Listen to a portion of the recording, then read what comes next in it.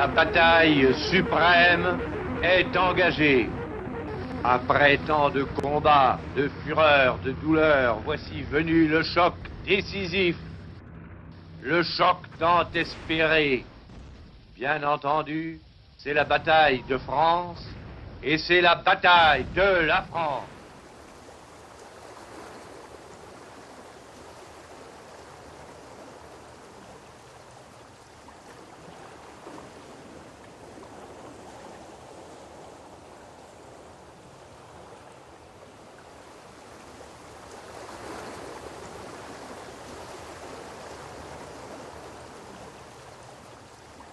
Quand on voit aujourd'hui cette plage, on a du mal à imaginer qu'un certain 6 juin 1944 va se déployer ici toute la puissance américaine, puisque nous sommes dans le secteur américain.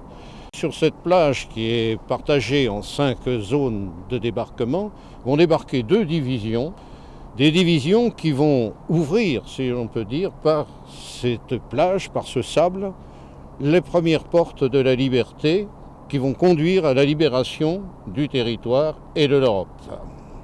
Aujourd'hui, on a du mal à imaginer effectivement cet enfer que fut cette matinée du 6 juin 1944, car cette plage bien tranquille a un nom désormais, donné par les Américains. Elle s'appelle Bloody Omaha, Omaha la sanglante.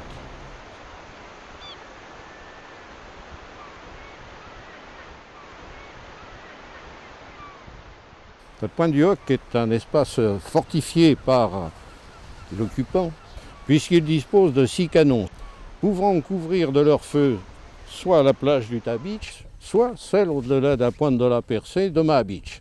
Il est donc important pour les Alliés de réduire à l'impuissance cette fortification, mais les occupants tiennent bon. Le problème maintenant, c'est de gravir cette falaise. Alors on va utiliser les grappins, on va utiliser les échelles de corde, on va utiliser les cordes à cabillaud, on va utiliser les échelles télescopiques. Tout le moyen est bon. En réalité, ce ne sera pas la partie la plus difficile de l'action. Les premiers, au bout d'un quart d'heure, arriveront en haut. Mais ce qui va les attendre après, c'est autre chose. Les affaires vont très mal pour les rangers, je dirais de plus en plus mal. Et blessés, morts bien entendu, disparus. Il y a un groupe de rangers qu'on n'a jamais retrouvé ici. Alors quand vous visitez ces lieux, je crois que c'est valable pour tout le monde, il faut un peu considérer ici ce terrain comme un Verdun. Ces ruines cachent des restes humains. Nous sommes ici près d'Omaha Beach, en territoire américain, au cimetière de Colville-sur-Mer. 70 hectares cédés par la France en reconnaissance du sacrifice de la jeunesse américaine. Nous sommes ici effectivement dans une des 2 nécropoles américaines concernant la bataille de Normandie.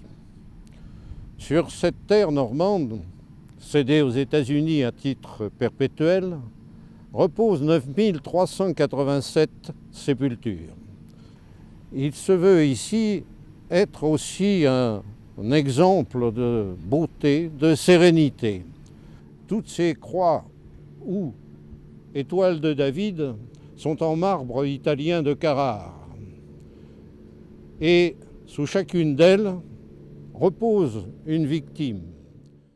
Nous sommes dans un des 6 grands cimetières allemands de Normandie. Un beau tapis vert, un paysage arboré, un des 6 grands, et sinon le plus grand cimetière allemand en Normandie qui regroupe 21 160 sépultures. Alors ces cimetières sont effectivement très bien entretenus, comme vous pouvez le constater, sont des lieux de mémoire et on n'est pas sans remarquer, disons, la simplicité, je dirais presque le rigorisme dans la disposition de ce cimetière avec ce granit gris, ces plaques simples, qui peut un peu contraster avec ce que l'on peut voir dans les cimetières britanniques ou américains.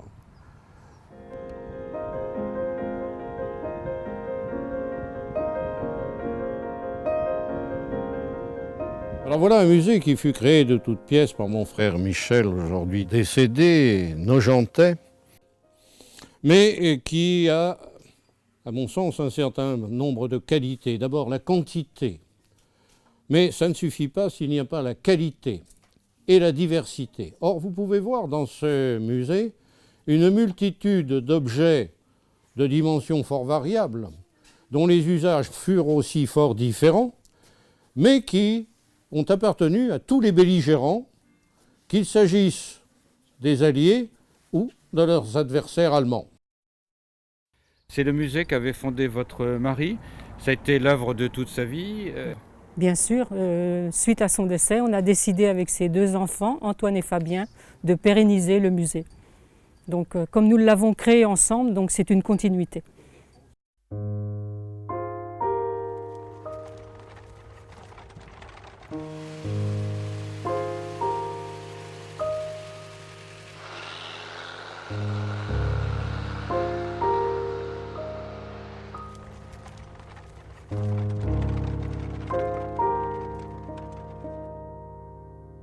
Je suis arrivé au Tour du Perche en réalité le 1er octobre 1937, date à laquelle ma tante, Paul Siguré, avait été nommée directrice du groupe scolaire. Ma tante avait dit « je ne partirai pas » et il circulait les bruits les plus divers sur les exactions des Allemands et le danger qu'il y avait à rester. Et effectivement, dans la nuit peut-être du 14 au 15 juin, nous avions une amie qui était la sage-femme chef de l'hôpital de Nogent, qui a débarqué dans la nuit à vélo, qui a dit « il faut se sauver » et puis à se mettre sur les routes. À peine arrivé à Mondoubleau, on a déjà été mitraillés par des avions qui étaient dits italiens. Au bout de 3 jours, nous étions rendus à Poncé-sur-Bray, Poncé-sur-le-Loir, et il était question d'aller passer les ponts de Saumur, mais tout le monde disait « mais les ponts de Saumur vont sauter d'un moment à l'autre », etc. Et donc on n'a pas dépassé finalement Poncé-sur-le-Loir. D'après les gendarmes qui sont venus rendre visite à mon père, il a fallu partir parce que nous étions dans un carrefour qui risquait d'être dangereux. Alors mon père a chargé les voitures qu'il avait à l'époque et alors on est parti sur la route comme beaucoup de personnes, l'exode. Nous sommes allés jusqu'au bord de la Loire, on a traversé à Amboise, la Loire, et ensuite on a traversé le Cher jusqu'à Bléré. Et là, on a été bloqués, parce que les ponts ont sauté aussi bien sur le Cher que sur la Loire, et on a dû attendre que les Allemands s'organisent, fassent des ponts avec des barques, pour pouvoir laisser passer les véhicules. On est parti à l'Exode parce qu'il y avait la cidrerie qui était juste en face de chez nous avec des réserves d'alcool. Donc on avait peur et il y avait tous les trains de munitions des Allemands qui étaient en gare d'Auton. Et donc on nous avait signalé que ça pouvait être dangereux. Donc mon père connaissait une dame à Saint-Jean-des-Échelles dans la Sarthe, dont le mari était à la guerre et mon père allait faire les foins là-bas et on a tous été embarqués pour aller chez elle pendant toute cette période qui était la plus dangereuse, quoi. Il a commencé à y avoir des évacués qui sont passés sur les routes et mes parents sont partis dans une petite commune de l'Orne chez un grand-oncle et c'est un brave fermier qui a bien voulu nous emmener. Nous sommes partis dans une auto tirée par un cheval parce qu'il n'y avait plus d'essence. Et nous sommes allés jusqu'à Montmirail, mais les Allemands nous ont rattrapés avant. Il y avait un petit jeune homme dans l'auto qui avait emporté son vélo et il y a un Allemand goguenard, un jeune, qui est venu prendre le vélo et qui l'a emporté. Et le gamin, il voulait protester. Alors sa mère lui a tenu les mains. « Je t'en supplie, ne dis rien, parce qu'ils vont tous nous tuer. » Et c'était vrai, ils nous auraient tués. Je suis donc alsacien d'origine, j'habite à Préaux depuis environ 25 ans. Et quand tu m'as demandé de venir témoigner de ce qui s'était passé en Alsace, j'ai accepté tout de suite parce que ça m'intéresse beaucoup. Parce que dans ma famille, il y a eu des événements assez tragiques comme dans beaucoup de familles alsaciennes qui ont été soumises à des atrocités de la part des Allemands pendant toute la guerre, quoi. Donc en 1939, il faut se remettre dans le contexte de l'époque. En 1939 a commencé la drôle de guerre. Qu'est-ce que c'était la drôle de guerre? C'était, on s'épiait. Les Allemands épiaient les Français épiaient les Allemands.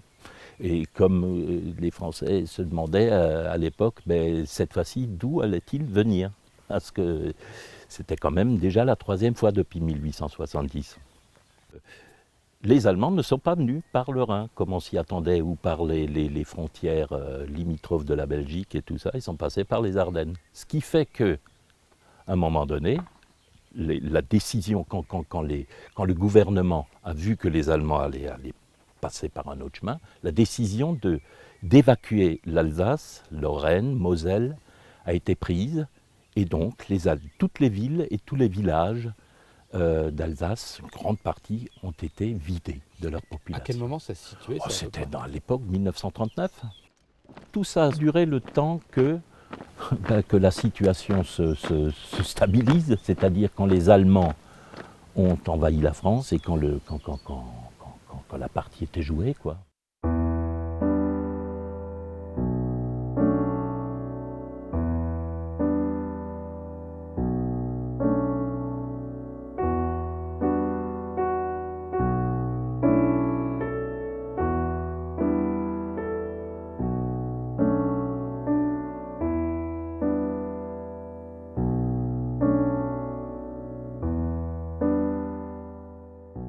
On a vu les Allemands arriver en très bon ordre, c'était tout sauf le désordre. Le lendemain de l'arrivée des Allemands, on avait entendu évidemment le discours du maréchal Pétain disant qu'il avait demandé l'armistice. On est donc arrivé à Auton, à mon avis, vers le 22 ou 23 juin, de retour de l'expédition à Poncé-sur-Braye qui avait duré 8 jours. Les gens avaient caché leur voiture de peur des réquisitions allemandes, dans des granges, sous du foin, etc. Il fallait que les propriétaires de véhicules qui avaient des raisons de se déplacer aillent demander à la commandanture ou aux autorités allemandes des laissez-passer ou des autorisations de circuler. La vie a repris, c'est-à-dire les épiceries ont rouvert. Et ce qui frappait le plus, c'était des problèmes d'alimentation. Les deux grandes épiceries d'Auton, la mère Morin, comme on disait, et la mère Potage, étaient sans grand-chose dans leur rayon, puisque les tickets d'alimentation sont arrivés.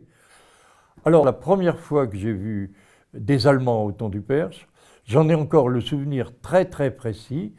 On a vu arriver dans la cour le maire, M. Chevreau, suivi du secrétaire de mairie, encadré par 2 officiers allemands, et le maire a annoncé les autorités allemandes demandent à visiter pour réquisitionner, et que pour la rentrée, il fallait trouver d'autres lieux pour faire la rentrée des classes. Et alors, j'ai habité au milieu d'une caserne allemande. Ce dont j'ai été le plus étonné, c'est la discipline qui régnait. Notamment, ils se sont fait livrer du bois et ils ont fabriqué eux-mêmes leurs chalits, mais en une journée, pour avoir des lits à 2 étages à l'intérieur des classes. Et alors, ils ont immédiatement monté des instruments de sport dans la cour, des barres fixes, des barres parallèles, etc. Ils se lavaient directement, complètement à poil, au jet, même en plein hiver, mais avec une hygiène très, très rigoureuse. Évidemment, aussi bien ma sœur que moi, on avait comme consigne de ne jamais adresser la parole aux Allemands. Deuxièmement, de ne pas répondre s'ils nous interrogeaient et de ne pas accepter leurs friandises. Tout d'abord, ils n'ont pris que les classes et le préau. Et puis ensuite, ils ont pris aussi nos logements. Un soldat est venu et nous a dit, dans 3 jours, il faut que vous soyez partis.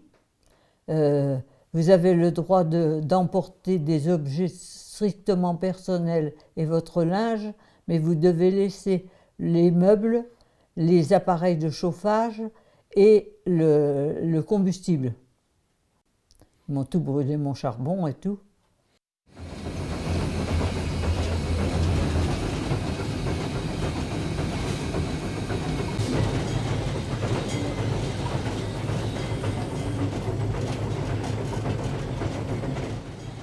Quand mon grand-père a jugé que la situation le permettait, ils sont revenus en Alsace et là, ils ont trouvé la maison dans des états épouvantables, saccagés, pillés.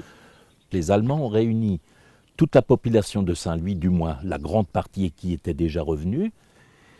Ils ont monté un podium et le chef de la police allemande est venu et a fait le speech suivant. Vous êtes maintenant Allemands. Vous êtes assujettis maintenant aux lois allemandes et je ne veux surtout plus entendre parler personne le français. Si la première personne que je rencontre, ça sera le camp du Struthof.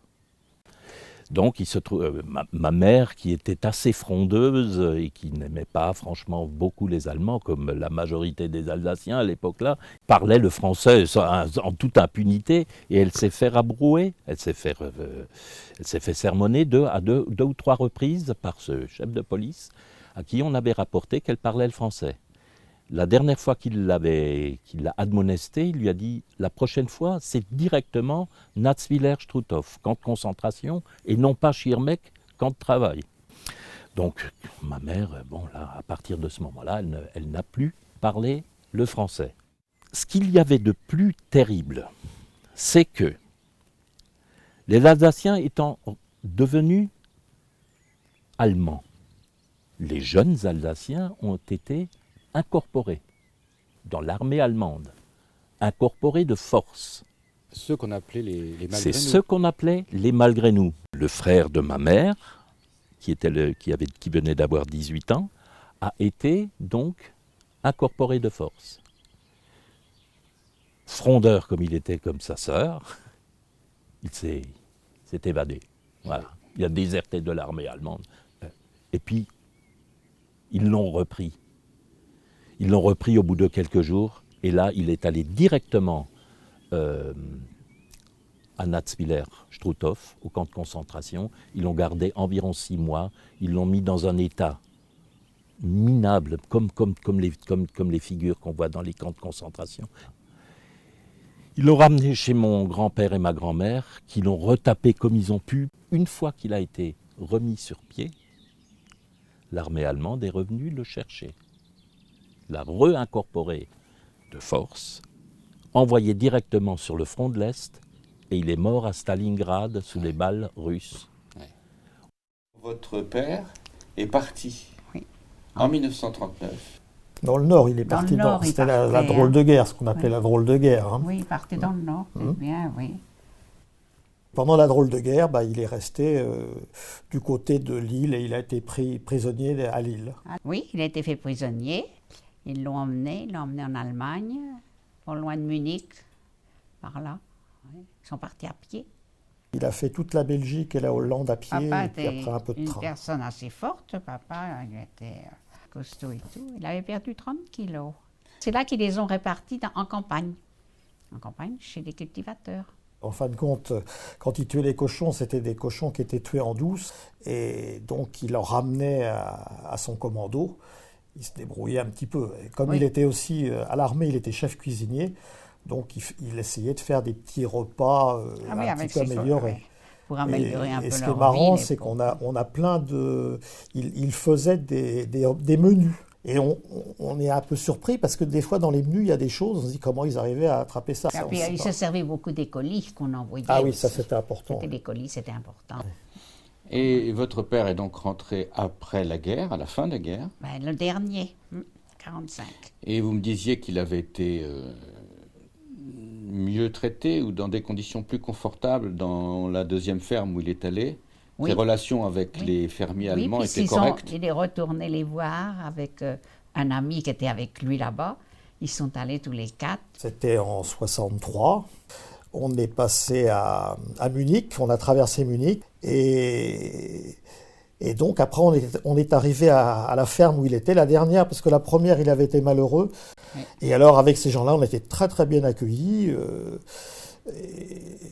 Et moi, j'ai toujours été un petit peu élevé comme ça. Le grand-père disait peut-être les boches de temps en temps, mais il faisait quand même vraiment la différence entre les gens du peuple qui n'avaient pas vraiment voulu ce genre de truc et les nazis.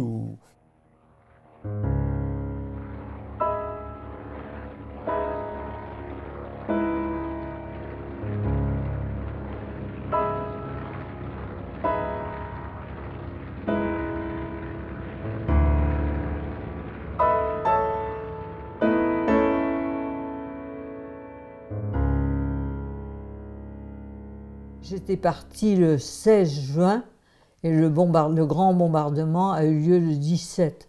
À Radio Londres, on a précisé qu'un bombardement avait eu lieu entre Chartres et Le Mans et qu'on avait détruit un nœud routier.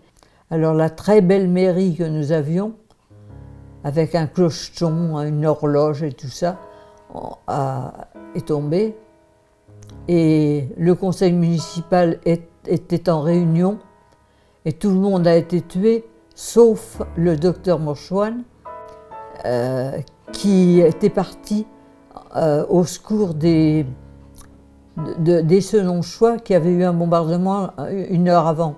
Et il a dit je ne sais pas s'il y a des victimes à Senonches, mais il y en a certainement à la Loupe, rentrons à la Loupe. Alors, il y avait 8 médecins, parce que tout le conseil municipal a été tué, le maire, tout le monde.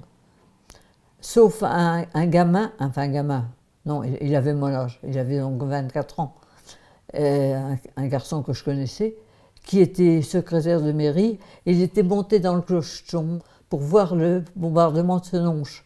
Il a voulu redescendre, il n'a pas eu le temps de redescendre. Il s'est retrouvé sur un tas sur toute la mairie qui était par terre.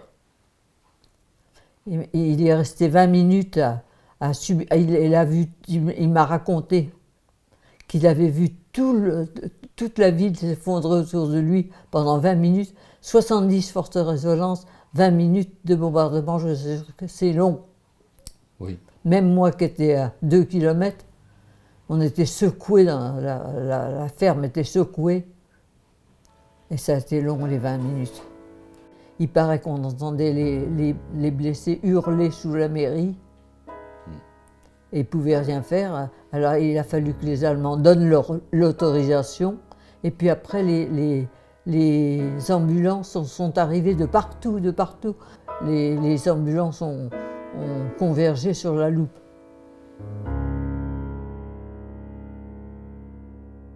Le 16 juillet 1944, donc il était 21h, des avions ont survolé nos gens et donc ils sont venus, il y a eu un problème dans la rue Saint-Lazare, les bombes sont tombées dans notre quartier.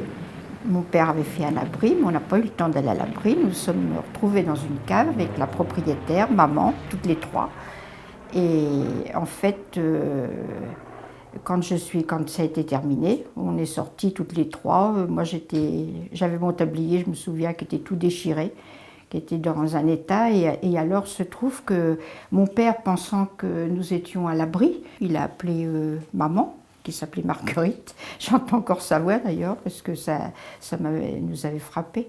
Et donc, nous étions là, presque dans la maison, en fin de compte, où que tout avait été détruit. Donc, aussitôt, le maire est venu dans le quartier, évidemment, pour voir ce qui s'était passé. Et il s'est occupé de nous. Et avec maman, il nous a emmenés toutes les deux dans la rue Sully, chez des personnes, pour passer la nuit, quoi. On n'a pas dormi d'ailleurs, hein, parce qu'on était complètement... Le lendemain, nous sommes redescendus rue Saint-Lazare, toutes les deux. On a dû venir nous chercher d'ailleurs en voiture. Et puis, moi, gamine, j'avais 11 ans, mais enfin quand même, j'avais toutes mes affaires qui étaient dans un endroit toutes mes affaires d'enfant. Et bon, bah, j'ai rien retrouvé, tout était complètement, tout était cassé, brisé, voilà.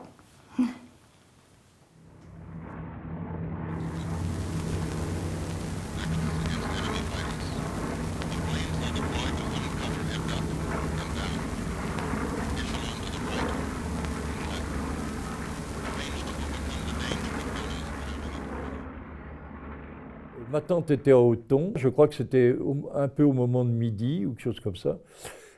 Elle a entendu des avions, elle avait fait une tranchée comme il avait été recommandé dans le jardin, mais je pense que les Allemands étaient déjà partis. C'était le jour du 6 juin, je crois d'ailleurs. Ils sont restés dans la tranchée pendant 3 quarts d'heure, 1 heure, puis après ils ont mis le nez dehors, et c'est là, en arrivant à Avenue de la Gare, qu'elle a vu que la gare avait complètement disparu. Une seule bombe avait détruit la gare. Et plus tard, le train a explosé. Un train de munitions qui avait été bombardé par des troupes américaines. Et ce train a explosé. Et pendant plus de 2 heures, ma tante a fait mettre les élèves sous les tables. Les enfants d'Auton se sont tirés totalement indemnes. Les bombardements sur Caen commençaient le jour du débarquement. À 1h30. Des bombes ont tombé sur les alentours et donc tout a pris feu dans les chambres et les escaliers, donc il n'y avait plus rien. On était obligé de sauter par les fenêtres parce qu'autrement on brûlait dans notre chambre. Et le bombardement sur Caen, il a duré combien de temps à peu près? Mais il y a eu, la rive droite a été libérée en premier et la rive gauche 10 jours après. Et vous êtes resté avec les religieuses ou elles vous ont aidé? C'est-à-dire, on est resté avec les religieuses, alors on aidait un petit peu à faire des pansements, des choses comme ça. Oui. Et puis la mère supérieure est venue nous dire il faut partir parce que ça va bombarder encore. Alors nous sommes partis au Beau-Sauveur. Et on était 4 jours sous un petit pont avec des religieuses, sans manger, sans boire, sans sortir pour faire pipi, rien, 4 jours. On est parti le 15 juillet, je serrais la main à Montgomery, place Saint-Martin, qui est venu nous voir. Et puis on est parti en évacuation à Douve-la-Délivrande. Et là, quand on est parti, on a rencontré des cadavres d'animaux, des personnes. Alors là, ça sentait une puanteur pas croyable. Et un jour, il y a un monsieur qui vient me trouver, puis il me dit « Tiens, si tu veux voir ta maman, elle est rue de Bretagne. » Alors j'étais là à trouver, bien sûr, et elle était assise sur le trottoir, qui pleurait. Mais elle ne savait pas où c'était mon papa et mes frères. Et bien, ils sont partis le 7. Les Allemands les fichaient à la porte. Le 7 juin. Le 7 juin. Et donc, ils ont fait 250 km à pied. Un exode. Un exode, avec 3 grands-mères de 80 ans. Et ils sont arrivés à Luigny. Luigny en Eure-et-Loire, donc. En Eure-et-Loire, parce qu'il avait de la famille ici.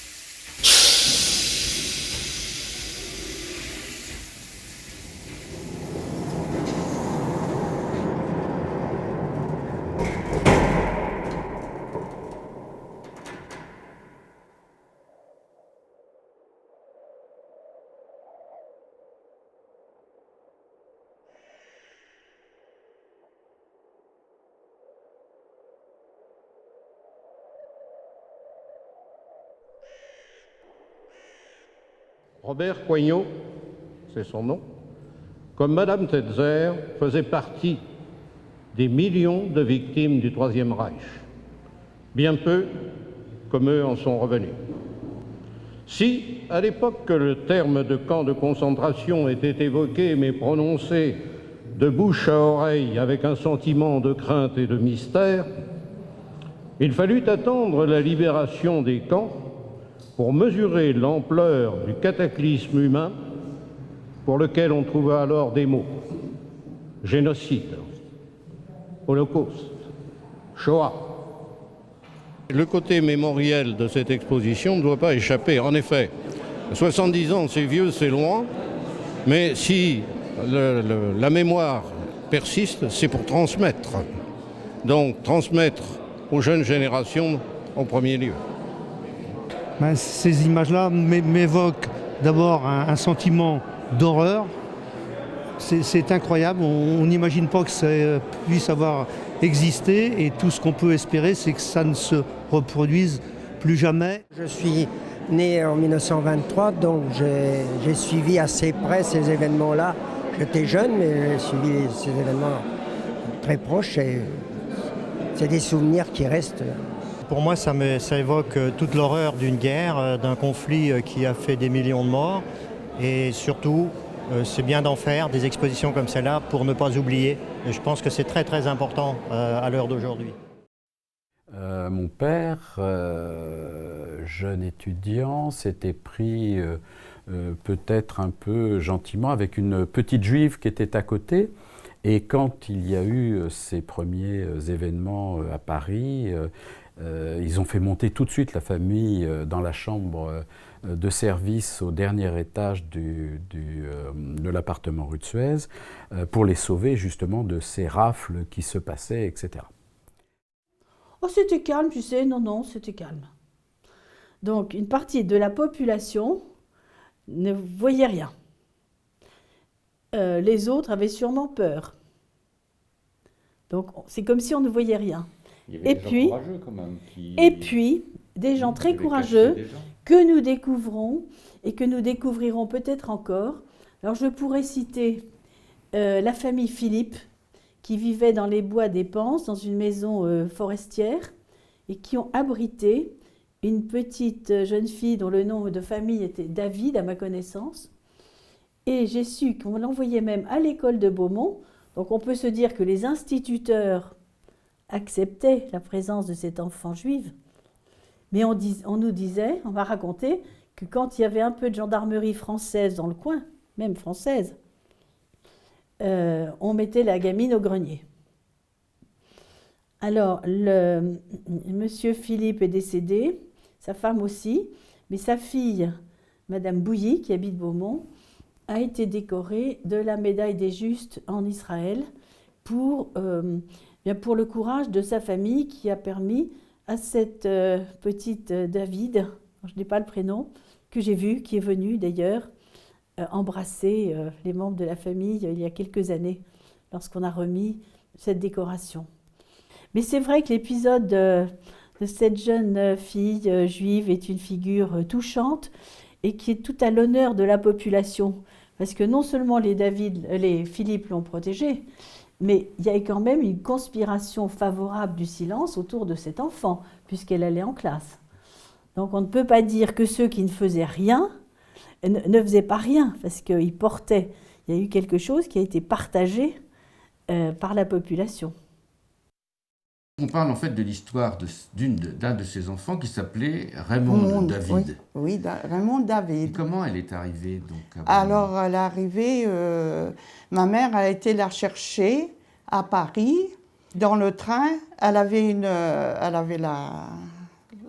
l'étoile jaune. L'étoile jaune. Ma mère y a retiré et elle avait une grande poupée. Et la poupée, elle y a mis devant elle, c'est comme ça se voyait quand même les marques. Et après, et puis elle a dit, tu me diras maman et tu t'appelleras Raymond Philippe. En fait, elle l'a vécu comme vous. Oui, exactement comme moi. Moi, j'allais au catéchisme, mais le curé, il avait demandé qu'elle vienne à l'église. La ferme dans laquelle vous disiez que vos parents vivaient, c'était la ferme de la Fouquetterie, qui était dans les bois. Oui, je vais vous dire qu'il y avait 2 Allemands qui venaient le soir manger avec nous. Il fallait leur faire à manger. Les parents vous ont dit qu'elle devenait la fille? Oui. Une de leurs filles? Oui, une de leurs filles. Ils ont dit que ma mère, elle avait fauté et puis que c'était sa fille. Sa fille naturelle? Oui. Ah oui. Oui. Alors ils croyaient ça, les gens, ils croyaient ça. Bon, ben oui. Et les parents ils ont été déportés? Oui, ils ont été déportés. À Auschwitz, ils sont partis. Évidemment, on ne les a pas revus. Non. Est-ce que après, les autorités israéliennes vous ont contactés pour vous remercier, ou je crois qu'il y a des médailles qui sont données. Oui, on a eu la médaille des justes. Vous aviez eu la médaille des justes. Oui.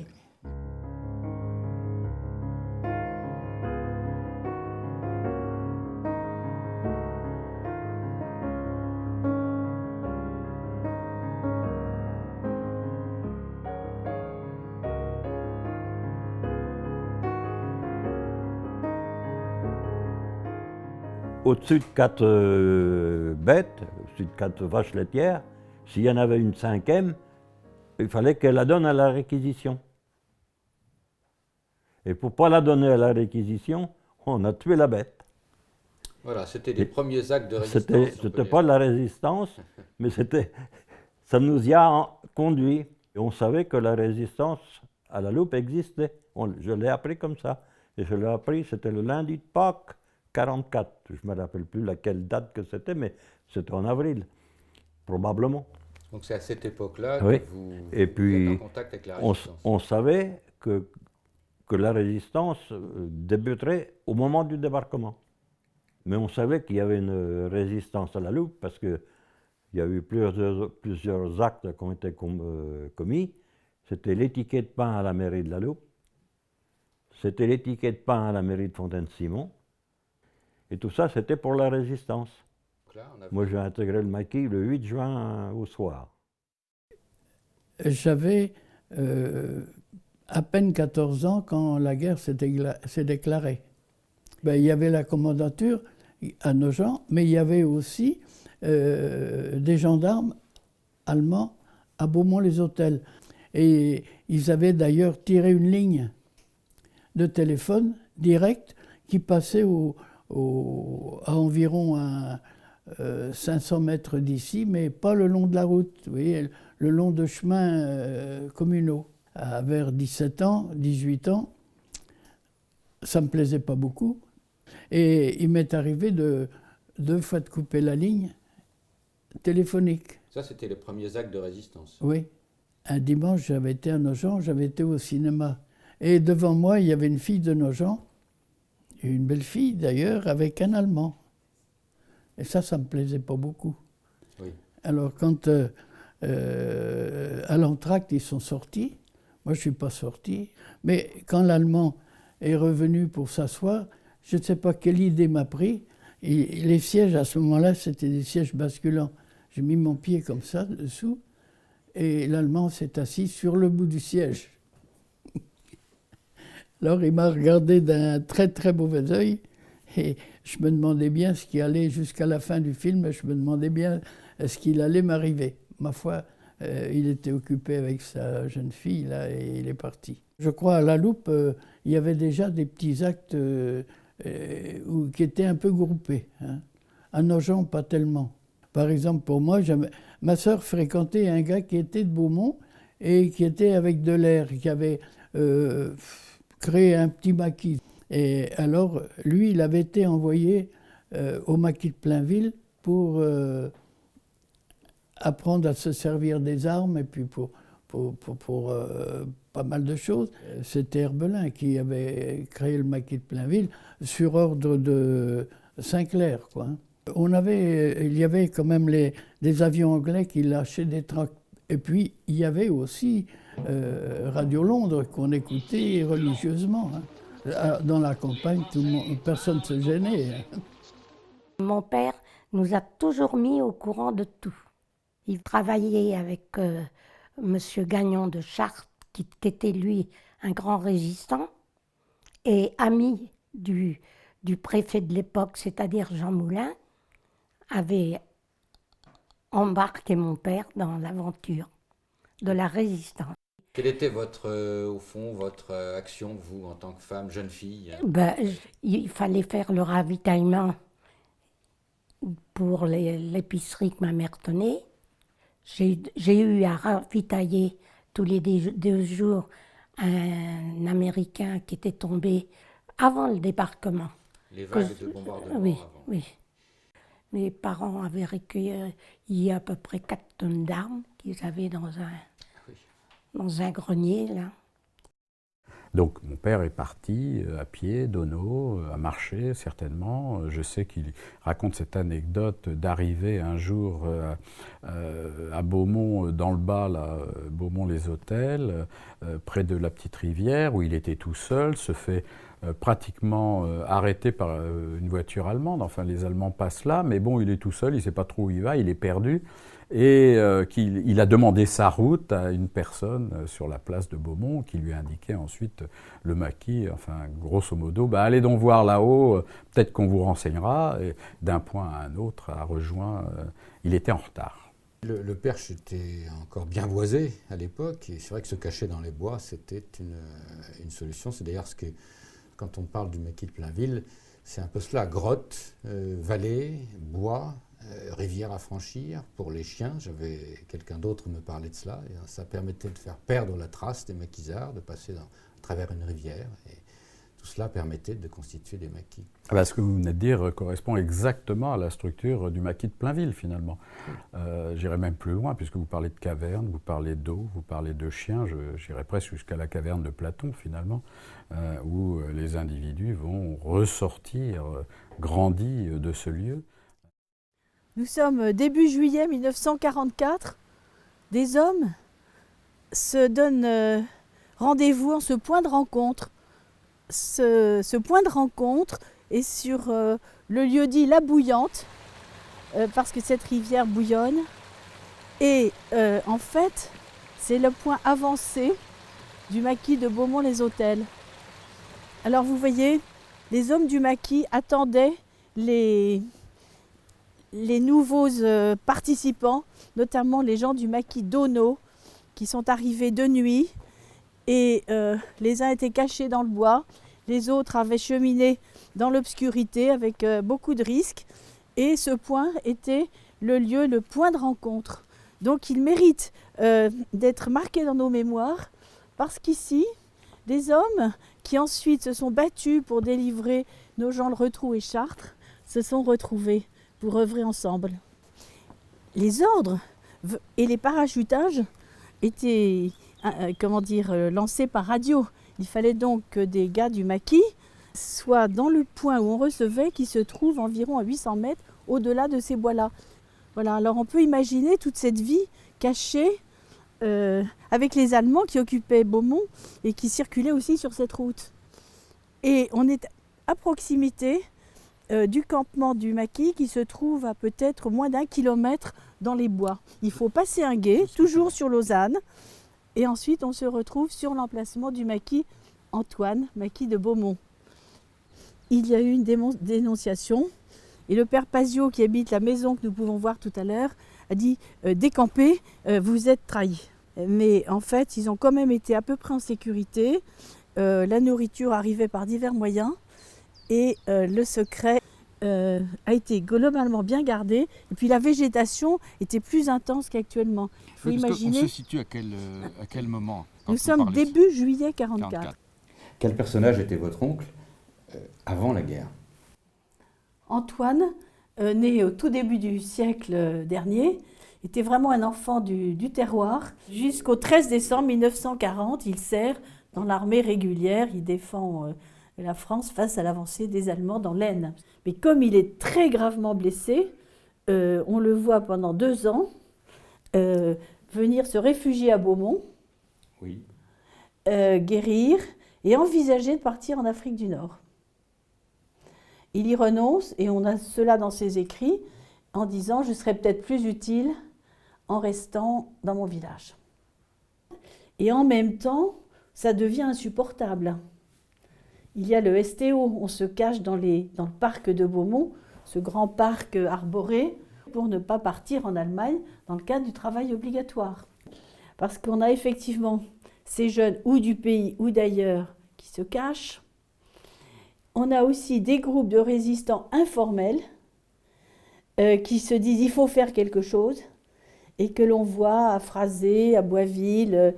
Ici, nous sommes dans la partie sud-ouest de l'Eure-et-Loire.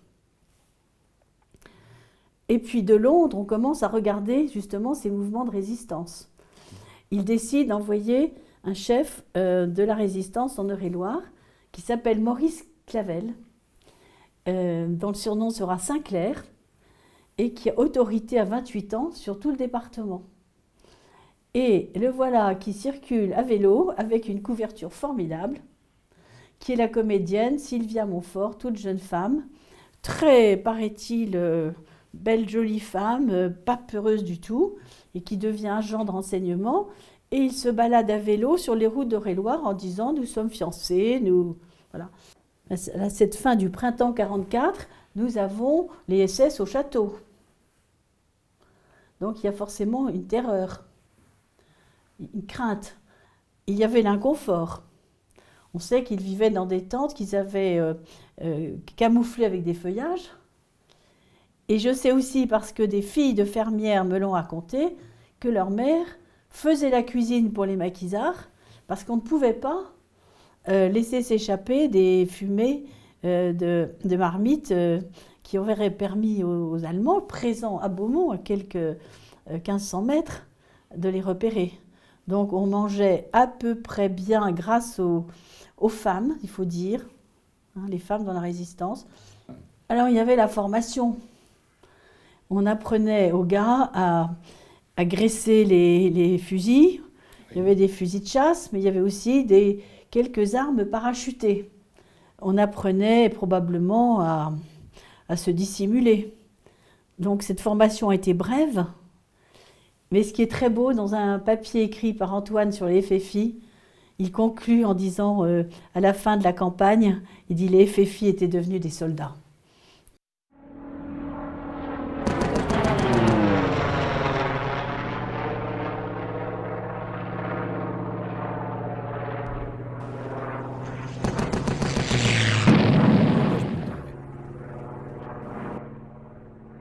On est chez monsieur et madame Houvet et on parlait un petit peu de cet atterrissage d'urgence qui a été fait par un aviateur américain qui a été abattu au-dessus de Nogent-le-Rotrou-Vichères et finalement il a atterri où? Il a atterri dans le bas du bourg de Vichères, à peu près 200 mètres du bourg. Et quand mon grand-père l'a sorti de l'avion pour l'évacuer, pour aller le cacher, il avait dû vacher, forcément, il était commotionné. Alors il sort son briquet, et puis il leur tend le briquet, comme il ne parlait pas français. Il croyait qu'il voulait allumer une cigarette. Mais c'était pas ça. Il nous a expliqué ça après, quand il est revenu. C'était pour mettre le feu dans l'avion, pour détruire, pour pas que les Allemands puissent récupérer quelque chose. Ils avaient une mission, que s'ils étaient abattus, il fallait qu'ils mettent le feu à l'avion. Et donc ses blessures, finalement, n'étaient pas trop graves et, Non. Enfin, il avait de la fièvre quand même, 2 jours après. Le choc, ça l'avait quand même. Il l'a vu en 3 morceaux, il avait pris quand même. Un choc, oui. On voit d'ailleurs sur les images l'état de l'avion. Alors il est tombé à peu près à 200 mètres là, dans la butte. Et Nogent était derrière, là, il est arrivé comme ça. Il a plongé dans la butte, il ne pouvait plus se diriger, l'appareil, il perdait de l'altitude à chaque instant, quoi. Finalement, il a été embarqué, si on peut dire, par l'équipe des résistants du maquis de Plainville, puisque M. Macaire est parti. Oui. Et puis il a dû repartir, sans doute. Il l'a emmené à Fredval, ils étaient 150, je ne sais plus combien, là-bas. Et quand il est revenu, on a été à Fredval, là-bas, on a vu le garde-chasse. Ils étaient dans la forêt, ils avaient des toiles de tente, ils avaient un poste émetteur, et ils surveillaient. Et dans la forêt, à 100 mètres d'eux, ils voyaient les Allemands qui étaient campés aussi. Alors, quand ils voyaient les convois allemands qui étaient dans la forêt, là-bas à Fredval, qui partaient avec les camions pour aller bombarder sur les côtes, eux, ils envoyaient un message en Angleterre, et tout de suite, les petits chasseurs bombardiers, ils arrivaient. Moi, j'ai été appelé au service du travail par les Allemands quand il y a eu les histoires de Scapini et compagnie pour aller travailler en Allemagne. Moi, j'ai dit, oh, pourquoi? Je suis parti me camoufler justement, dans la forêt de Fredval, parce que la femme d'un certain charbonnier, il était venu faire du charbon en forêt de Montmirail pendant déjà 2-3 ans, en 38, 37, 38, et la femme avec qui il était marié avait été une gamine abandonné et élevé par ma grand-mère. On l'appelait Tata Charbon d'ailleurs. Alors je suis foutu le camp, moi, là-bas dans la forêt de Céval. Je m'amuse à faire du charbon avec eux. Et c'est là que j'ai découvert ce qu'ils avaient commencé. Mais alors je me suis trouvé en plein centre parce que lui, Paris, à ce moment-là, il n'y avait plus de voitures essence, pas beaucoup. Tout le monde marchait avec des gazos, charbon de bois. Et alors, lui, il est arrivé avec une vingtaine d'employés, du chon, faire du charbon, même il avait un petit camion berlier, et tous les 2-3 jours, ils emmenaient le charbon à Paris. Mais alors, il employait tous ces Américains qui étaient amenés à faire du charbon. Ils étaient tous 1000, ils étaient 3 ou 4. Donc en fait, c'était un maquis qui avait été constitué. Oui, alors là, je vais vous donner de la façon dont ça a fonctionné. C'était terriblement secret, terriblement dur. Alors dans le coup, ils m'ont dit, bon, ben, on va t'initier au truc où tu vas aller un petit peu. Alors je me suis trouvé à l'école avec avec le gendarme qui dirigeait ça. C'était un adjudant-chef ou je ne sais pas quoi qui avait laissé tomber la gendarmerie de Cloix avec un de ses gendarmes qui était notre patron. Alors, ils m'ont initié un petit peu à ce qu'ils faisaient. Là, moi, on se passait les Américains, la façon de les récupérer, les paras et tout ça. Ils m'ont donc fait l'école pendant un bon bout de temps. Et puis alors après, j'étais relâché dans la nature, quoi. Mais alors, on nous faisait prévenir. C'était tout à fait curieux. T'avais un gamin qui t'amenait un message, ou c'est qu'un parachute était tombé, ou n'importe, très, très rapidement, ça se faisait. Souvent, il était pris par un paysan là, dans le coin, qui les camouflait pendant un petit bout de temps, et puis on allait chercher le gars après, quoi. Quand on vous disait, bon, par exemple, au Moulin de Champ, tiens, ton oncle du Moulin de Champ ne va pas bien, tu devrais y aller tout de suite. Toc, je file là-bas. Et puis j'arrive là-bas, puis aux sauces bombes, on me met en contact, et puis on cause. Puis un coup, j'ai dit comme ça, j'ai dit quand même, ça m'étonne que vous, les Américains, avec l'avance que vous semblez avoir, que vous faites descendre autant d'avions. Je dis quand même, il y a quand même quelque chose. Je dis, comment ça se fait? Il me fout une claque sur l'épaule, puis il me dit, garçon, il me dit, moi, il dit avec mon avion, j'ai une bombe à mettre quelque part, ou 2 bombes à mettre dans un endroit déterminé, mais il dit, j'ai 400 litres d'essence dans mon zinc, parce que moi, c'est Southampton. Il dit, les 2 Allemands qui ont monté de Châteaudun et qui m'ont descendu, ils disent, ils ont 40 litres d'essence dans le véhicule. Alors il dit, ils sont madiables, que moi, je ne peux pas.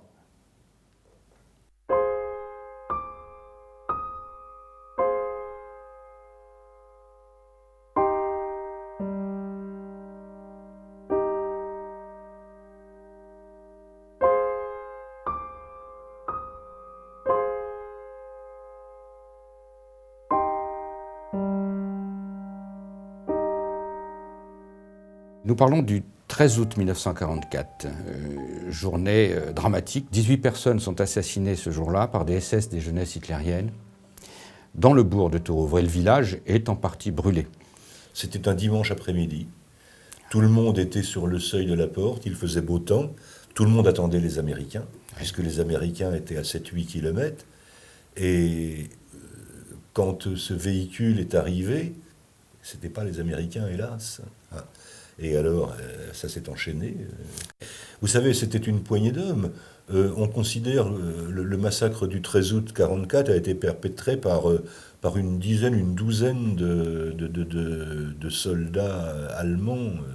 Le massacre a commencé dans l'après-midi, vers 3-4 heures de l'après-midi, jusqu'à la nuit, enfin jusqu'au soir. Ils ont défoncé à coups de crosse les vitrines, ils ont empilé les meubles, ils ont mis le feu. Et ils ont tiré sur tout ce qui bougeait. Ils exploraient. Mes parents s'étaient terrés dans une cave avec plein d'autres gens. Ils entendaient les pas, les bottes, le bruit des bottes au-dessus de leur tête. Et Dieu merci, ils n'ont pas trouvé l'entrée de la cave. Oui. Ils sont sortis parce que la nuit tombait, mais l'incendie se rapprochait. Pour partir vers la campagne, vers le sud, quitter le bourg pour aller vers la ferme la plus proche. ce massacre perpétré l'a été sans discernement. Un adolescent de 14 ans, brassard de la Croix-Rouge au bras, a été tué dans un carrefour. Des personnes âgées, des grands-pères, sur le perron de la mairie. Des femmes, vraiment, ces monstres tiraient sur tout ce qui bougeait, quoi. Il ne faut pas oublier que les Allemands, à l'époque, étaient sur le repli, hein. Les Américains étaient donc tout près, et c'était la politique un peu de la terre brûlée, quoi, pour Tourouvre. Pourquoi Tourouvre? Pourquoi?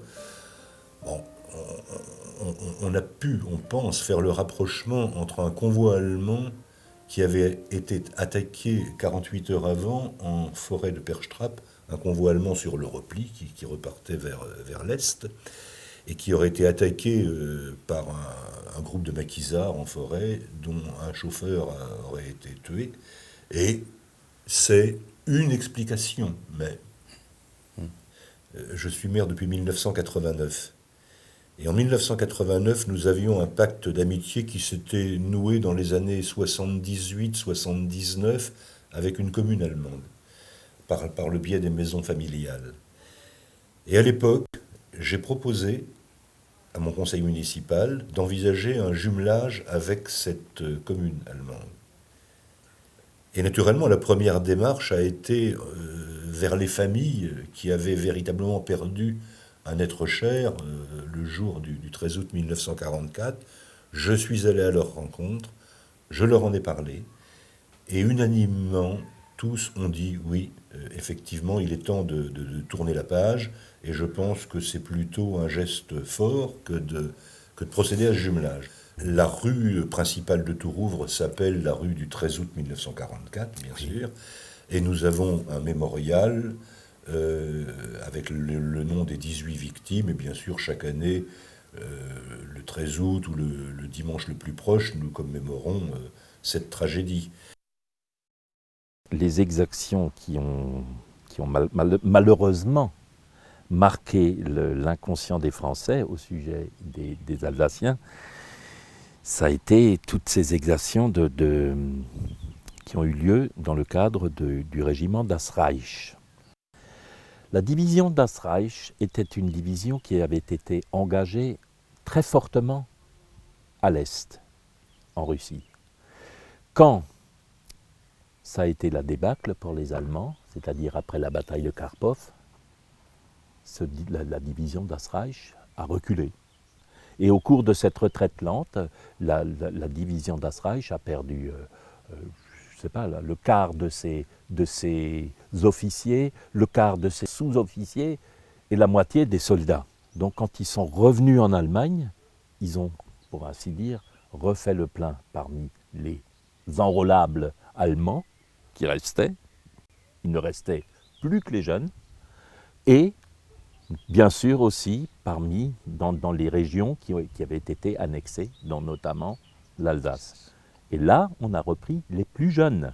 Et donc par la suite, ce régiment s'est installé dans le sud-ouest, hein, dans le sud. Et c'est ce qui explique que durant les terribles massacres qui ont eu lieu à Maillet, à Tulle et à Oradour sur Glane, il y avait ces jeunes Alsaciens qui étaient des jeunes qui n'avaient absolument aucune notion, qui ont été enrôlés de force dans ces Waffen-SS. Et ces Waffen-SS, c'était une discipline de fer. C'était terrible. Il ne fallait pas croire que c'était... Ils s'en prenaient à... Il fallait marcher droit. Ça a été terrifiant, quoi. Et voilà, c'est ce qui... Et c'est pour ça que moi, si je peux me permettre de dire un peu quelque chose à ce sujet, je dirais qu'il faudrait arrêter maintenant d'assimiler les Alsaciens à des SS. Vous voyez? Ouais. Il faudrait que cette chose soit définitivement réglée, quoi.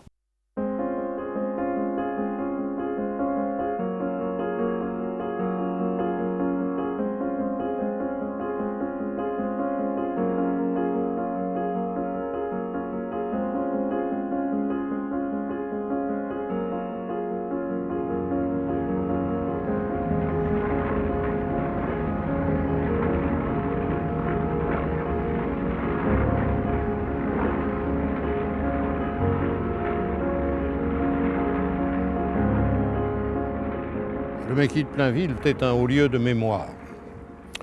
Il va être l'aboutissement de la résistance après le débarquement allié de 1944. Il ne constitue pas à lui seul toute la résistance, puisque déjà bien des hommes ont commencé à exercer des actions contre l'ennemi. Et comme en témoigne cette stèle qui fut érigée en 1947, c'est un maquis qui va être lié à un grand mouvement de résistance qui s'appelle Libération Nord. Au début de ce 1944, le CNR demande à Pierre Poitvin, délégué militaire et représentant de Libération Nord pour le département, de structurer le département.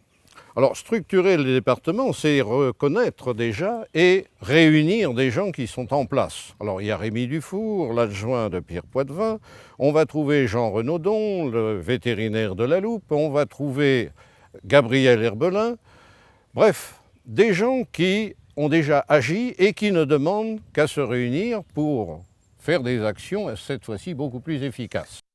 Le 28 mars 1944, il y a dans un hôtel de la Loupe une réunion.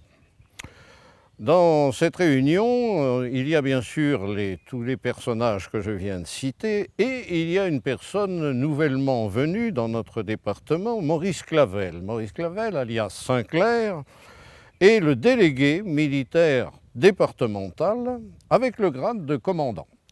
Parce que depuis le 2 février 1944, les FFI, Forces françaises de l'intérieur, sont censées regrouper toutes les forces résistantes, sont sous le commandement suprême du général Koenig. Un premier maquis va se créer au lieu-dit Les Crottes, sous la direction de Jean Renaudon, déjà cité, vétérinaire à la Loupe. Le 17 juin 1944, un bombardement très intensif ravage le centre de la Loupe. Beaucoup de jeunes loupéens au maquis des Crottes vont quitter ces lieux pour aller s'informer du devenir de leur famille, n'est-ce pas? Dans le même temps, Gabriel Herbelin, et toujours avec Clavel, va rencontrer ici un cultivateur local, André Barthélemy, qui va les amener en ce lieu, et c'est là où il va être décidé de créer un maquis. Maquis qui présente un certain nombre d'avantages, éloigné des grands axes de circulation, d'une part, et possède une grotte d'extraction de pierre qui va servir à l'entraînement des hommes dont beaucoup n'ont jamais fait de service militaire. Toujours sous le commandement suprême de Clavel, assisté de Gabriel Herbelin alias Duroc, au grade de capitaine. Il est aussi prévu pour la résistance des plans. Il consiste à retarder autant que faire se peut, par tous les moyens bien entendu, l'apport de troupes allemandes vers le front de Normandie. Donc l'objectif de la résistance n'est pas d'affronter l'ennemi, mais de le perturber au maximum pour le retarder. La libération de Nogent, on peut considérer que c'est le point majeur de la résistance. Effectivement, c'est assez exceptionnel que la résistance libère par elle-même une ville de l'importance de Nogent. D'abord, qu'est-ce qui a motivé, on peut dire, cette intervention? Le premier, c'est peut-être un point d'honneur. Ne pas laisser aux seuls alliés le mérite de libérer la ville. Et le second, c'est certainement un souci tactique. Car on sait que les Américains l'ont prouvé dans de nombreuses villes précédemment. Lorsqu'ils rencontrent quelques résistances, eh bien, ils n'hésitent pas à faire intervenir des moyens importants, safety first, n'est-ce pas? Soit l'aviation, soit l'artillerie, qui causent, bien entendu, d'énormes dégâts collatéraux. Le 9 août au soir, ici même, à cet emplacement, Clavel lit une courte allocution qu'il envoie au chef de la chef allemand du département. En résumant le texte, il lui demande, pour l'honneur, de considérer ces hommes en armes, avec un brassard tricolore, comme des combattants réguliers. Le 9 au soir, avec armes et bagages, ils partent de ce lieu vers les bois de Perchet. Les bois de Perchet qui vont être la première étape et le premier bivouac pour cette nuit du 9 au 10. Le 10, c'est une journée de calme, de repos. On se prépare, bien sûr, pendant que Duroc, Clavel et Sylvia Montfort, qui s'accompagne, et son agent de liaison, vont au renseignement. Ils vont à Nogent s'informer auprès des habitants où sont les positions ennemies, quel est leur potentiel. Bref, ils préparent l'action. Alors cette action, elle va démarrer le 11 août au matin. 11 août au matin, les différents groupes vont prendre position et c'est là où il y aura les premiers morts et surtout le premier mort, Robert Fontext, un gamin de 17 ans qui va être, on peut dire, haché par la mitraille allemande, qu'il l'a découvert sur une butte du coteau de Margon. Toute la journée, ce sera des combats, des embuscades.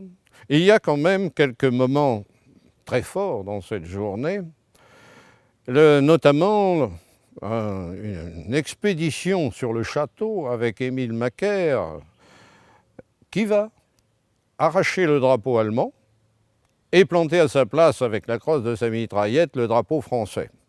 Bien sûr, cet événement n'échappe pas aux Allemands, il est salué par des applaudissements de la ville et une volée de balles en même temps. Le 11 août, au soir, effectivement, la ville est libérée, mais personne ne le sait. Oui. C'est une reconnaissance du lendemain par Gabriel Herbelin qui constatera le départ des Allemands, car les résistants se sont aussi retirés ce soir du 11 août. Ils sont revenus au maquis. Alors, eh bien, après va se créer ce comité de libération un peu propre à toutes les villes libérées, où les membres de la résistance vont remplacer les institutions en place pour gérer, en attendant la mise en place des commissaires de la République et surtout de leur activité, la gestion civile. Mais quant à la résistance, elle va éclater. Elle va éclater à ce moment-là. Il y a ceux qui, pères de famille, par exemple, vont retourner à leurs occupations professionnelles, à leur vie de famille. Et il y a ceux qui vont continuer l'aventure de résistante, qui vont aller aider à la libération de Chartres. Il y aura encore des morts par là, malheureusement. Et ça emmènera certains même jusqu'à la libération de Paris, puisqu'il y a des résistants de Plainville qui feront partie des groupes qui vont installer le général Vallin au ministère de l'Air à Paris, lors de la libération de la capitale le 25 août.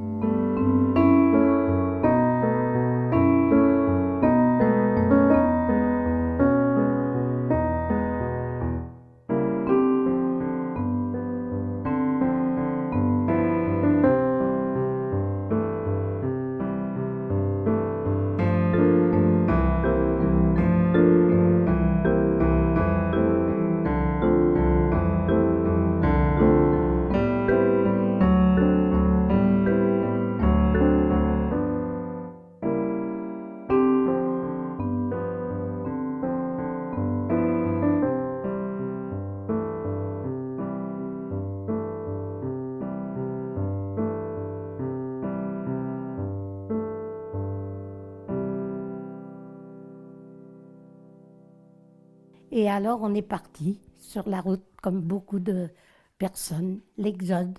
Je t'en supplie, ne dis rien, parce qu'ils vont tous nous tuer. À la fin de la campagne, il dit les FFI étaient devenus des soldats. Il faudrait que cette chose soit définitivement réglée, quoi.